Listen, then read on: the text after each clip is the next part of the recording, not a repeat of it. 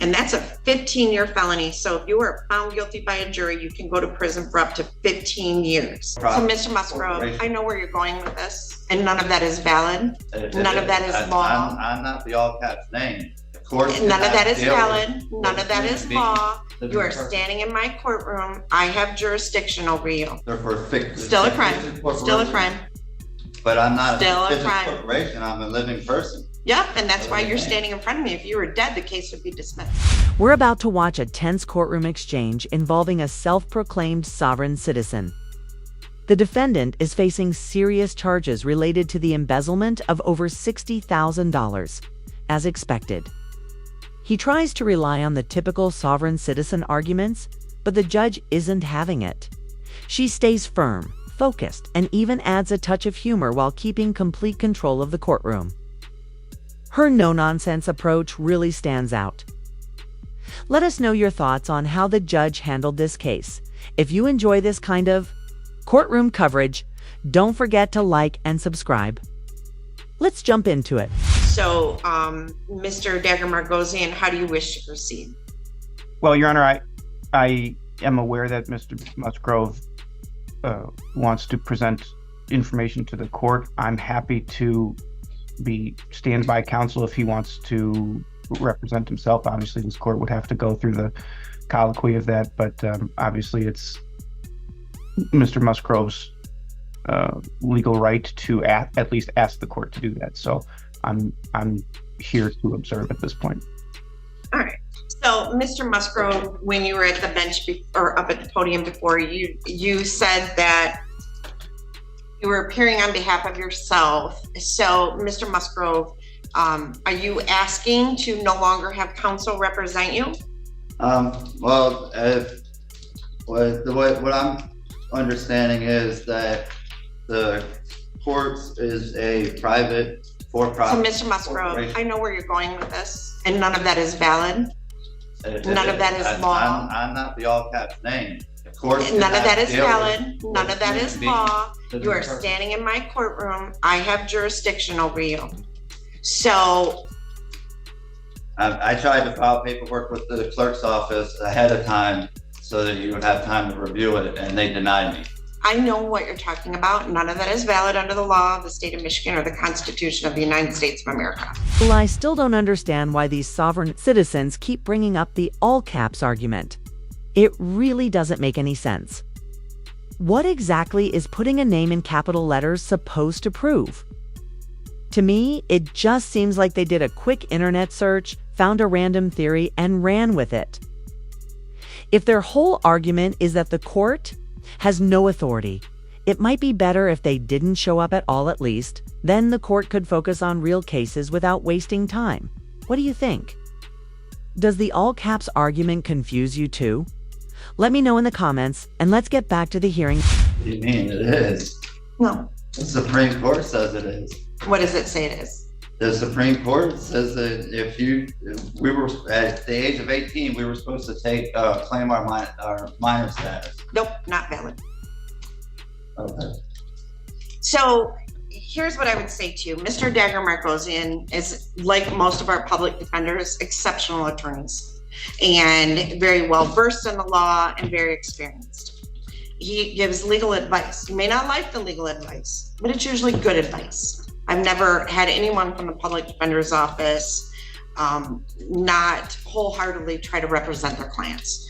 So what you are talking about is not valid, and it is not going to get you out of this case. You're not going to be able to say all those things because it's not valid.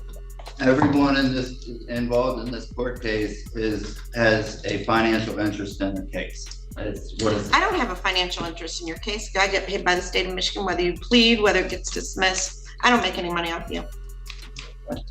We have budgets. The court system is not a profit generating revenue. We are here to represent people so that people who are charged with crimes are protected. People who are victims of crimes are protected. And that's why we have all these. In order for there to be a crime, there has to be a victim. There is no. Well, there is a victim in this case. The victim would be the company. You are charged. I can't face actually.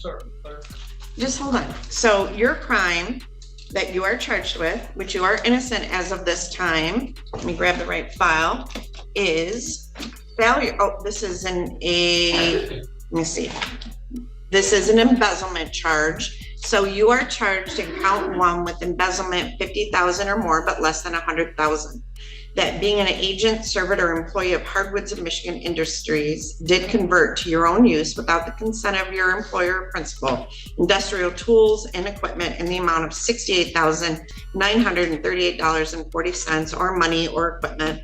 And that's a 15-year felony. So if you are found guilty by a jury, you can go to prison for up to 15 years. Right. A lot of sovereign citizens seem to push for a jury trial. And if that's what this man is doing, he might be in serious trouble. From what I've seen, these trials rarely go well for them. They tend to get so wrapped up in their unusual beliefs that it just confuses everyone. The jury usually ends up completely unconvinced. Honestly, it's hard to imagine this turning out in his favor. If he keeps going down this road, he might end up facing the full 15-year sentence. The judge already seems to be running out of patience, and I doubt the jury will be any more understanding.